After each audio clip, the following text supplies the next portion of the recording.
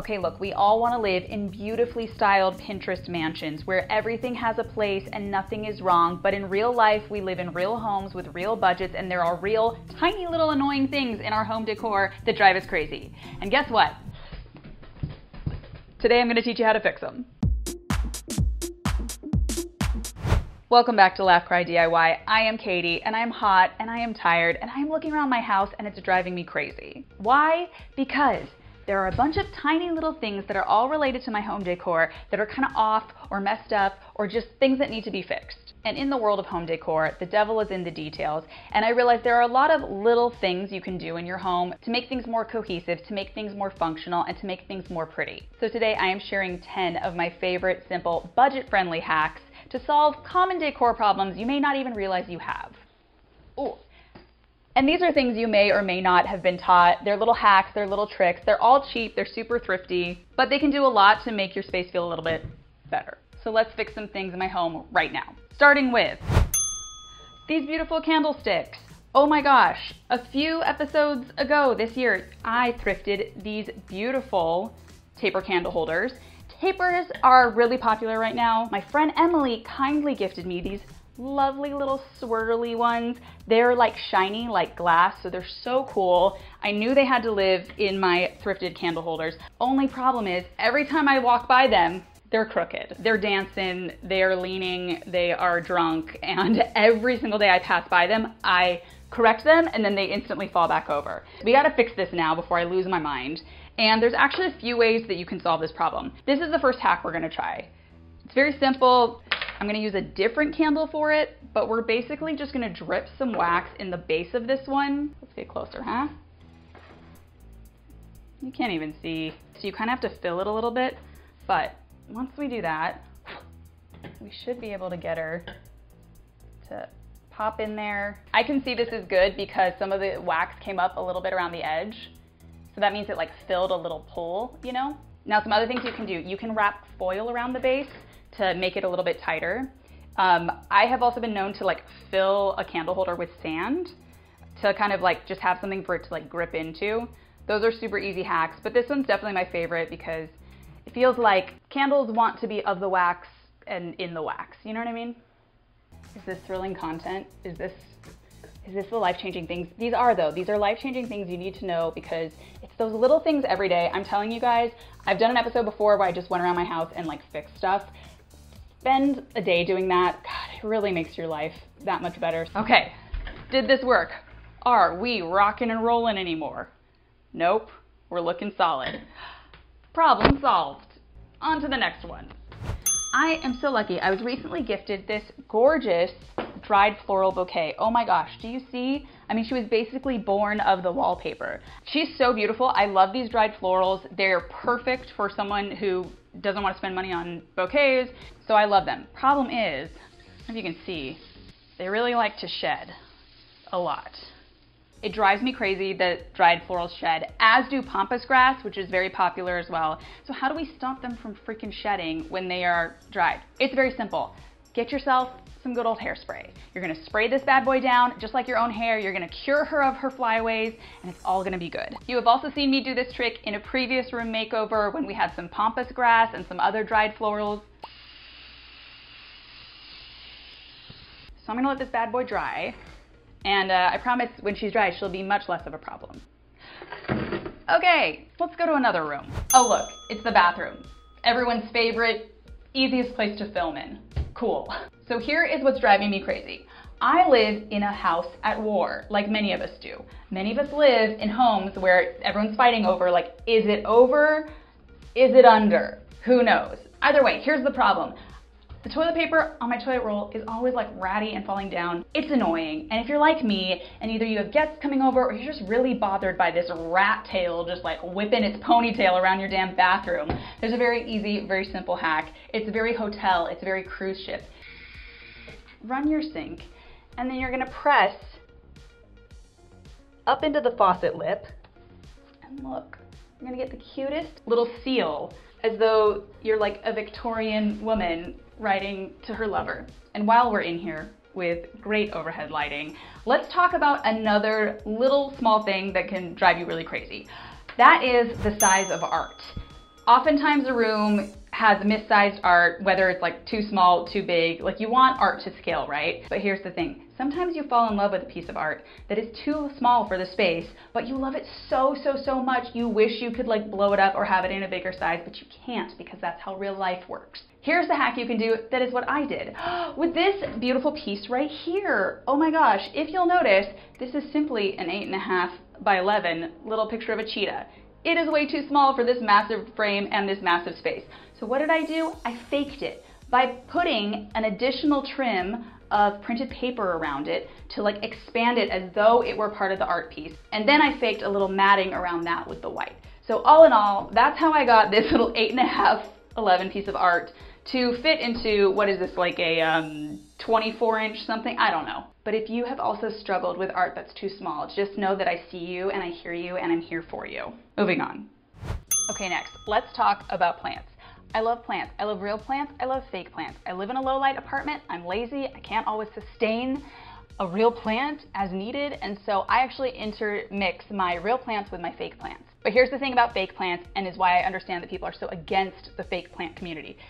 They're fake, right? So look at this cutie. Oh my gosh, what a cute succulent. Oh wait, it's actually like balled up tissue paper in a fake ass thing and styrofoam, and oh my gosh, what are we gonna do? If you're someone who lives with fake plants, the easiest thing to do to make them look better is to fill them with real dirt. I have done this in several makeovers. In fact, this is one of my favorite hacks to make a fake tree look real. So today, I have been meaning to fix this guy. We have to bury him so that no one can ever find him and no one can ever do a Dateline special about how he's buried. Anyways, you guys see now? I know it's a little thing, but it means a lot to me, and now I will hate my life less when I look at that and think, God, it's so fake. Ugh. But wait, I have more thoughts and feelings about plants. Here's the thing about plants. When you have real plants, they come in real planters with holes in the bottom and they need drainage, right? And the common thing to do is just to get a plastic little tray. I know they're cheap. I know they're inexpensive. I know they're clear, but I hate them. I hate them. They're not cute. They're not fun. I don't want these little plastic wrappers around. So here's a very simple, very thrifty, very cute little trick. Go thrift a plate. Look at this. I love this. This is from a set of plates I thrifted. Guys, do you see this? Vintage yellow daisy, vintage 70s. Anyways, get yourself a sizable little plate. That's exactly what you need. And look at that. Tuck that cutie on there. I'm adding this little guy because like the white on white kind of works, but you can do contrasting colors. You could do china, porcelain, ceramic, glass, crystal, so long as it's watertight, you get what I'm saying. But it just feels so much nicer. It's still very sustainable. Nice little thing to grab at the thrift store. And by the way, guess what? Oh, did you guys think this was real? It's freaking fake. Gotcha. All right, look. Sometimes you're not just a peasant with plants that are fakes everywhere. Sometimes you have real plants in real planters, and they are in beautiful breakable containers, and you have beautiful Native American pottery that you got in New Mexico. And you also have a bad baby named Baguette who loves to jump on that top shelf and threaten your livelihood and your life by knocking everything over. Beyond cats, we have natural disasters to be aware of. So the easiest thing to do, get yourself some quake hold. This is also called museum putty. And if you have kids or animals or very drunk roommates that are likely to knock your stuff off, just get a little bit of this. Ready? Oh no, we're rocking, we're rolling. But if you stick just a little bit on the bottom there, pop her on down. Look at that. She's not rocking, she's not rolling, she's not going anywhere. Museum putty. Make it your best friend. What's driving me crazy next? All right, let's talk about one of my biggest pet peeves on earth. That is when light switches or electrical outlets really stand out. Whether that's because the wall is painted behind them and they don't match, or because they're in a weird, awkward place, we have to camouflage them somehow. This is an issue I've seen over and over in homes. In previous episodes, we have used paintable light switches, which are very easy to paint. They blend in seamlessly, it's beautiful. Or if you're sneaky, you can wallpaper around an outlet. Did you guys notice that this outlet was here all along? So when I wallpapered this wall in a previous makeover, which you can watch, I made sure to perfectly match the pattern and Mod Podge this right over the existing outlet. This was something that once drove me crazy, but now drives me wild with excitement because I love that I can't see it as much. So I'm just saying, maybe it's not depression, maybe it's that you don't have paintable light switches or outlet covers. And I will tell you about another hack you can use specifically in a kitchen, and that is called cutting boards. If you don't already know about this, you're gonna start to see it everywhere. Look at all celebrity home tours. Look at their kitchens. Look at them filled with cutting boards. You ever wonder why a celebrity needs 7 to 9 cutting boards? They were placed there by stylists to hide the electrical outlets in the photos and the video of the home. So I hope that makes you feel a little better and a little less crazy about why your kitchen is so horribly designed that there's outlets everywhere. Celebrities have them too, because they're just like us. On that note, everything electrical in a house can be really annoying, which brings me to my next point. In a house, electrical outlets of all sorts are super annoying. Cords and appliances are super annoying, but there are a few ways we can all combat this. Again, in a previous episode, I did one of my favorite hacks, which is if you have a black cord that you want to turn white to kind of blend into the wall more, you can take that cord and you can simply wrap it in colored electrical tape. You could do black to white, you could do white to black, you could find colored electrical tape and try to match that to your walls. That is such a simple way to eliminate that as an eyesore. You can also get little cord covers that cover the cord to your TV. We've done this in multiple makeovers. You can get these cool like appliance boxes, which are like meant to kind of cover unsightly cords. And that brings me to my last thing, which is really, this one is a home decor issue for especially, I guess, the shopping and really the thrifting girlies. And that is that. I'm guessing that I could walk around your house and I could pick up a piece of decor and I would probably find really annoying price tag residue. This is something that haunts all of the thrifters, all of the shoppers in the universe. And I know that you can buy adhesive remover and particular products for this issue, but I just want to show you guys my favorite hack. It's so eco-friendly, it's so easy, and that is olive oil. I don't know why, I can't tell you. Somebody in the comments, I would love for you to explain to me how it is that oil breaks down the residue of adhesive, but this is a little vintage tin I thrifted. I turned it into a candle for a gift, and then I decided I'm gonna keep it for myself because I love it so much, and no, I've not burned it yet. But there is this like sticker residue still on it, and I don't think I can capture it very well on camera, but I can tell you that just a little bit of olive oil and a little good old elbow grease, I don't know why, but it dissolves the adhesive so much better. So what I usually do is I like soak it a second, let it just get deep, let it, you know, unpack all its childhood trauma.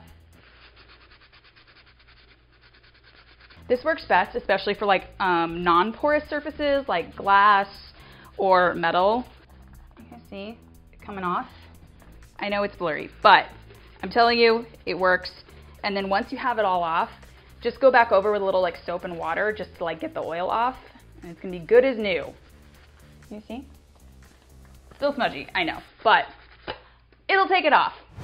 So there you have it, my friends. 10 awesome, easy, simple, budget-friendly hacks to make your life better and to make your cat super angry that she can't knock things off the shelf. Actually, to be honest, she doesn't really do that. She's a perfect angel and she's never done anything wrong. So I hope this was helpful. Hope you learned something new. If you like stuff like this, check my other playlists. I've got roundups of other decor tips, DIYs, room makeovers. I also have a newsletter that I send out every month full of inspiration, DIY tips, fun stuff like that. But most importantly, thank you for watching. And I've got to go now because I am sweating. Bye.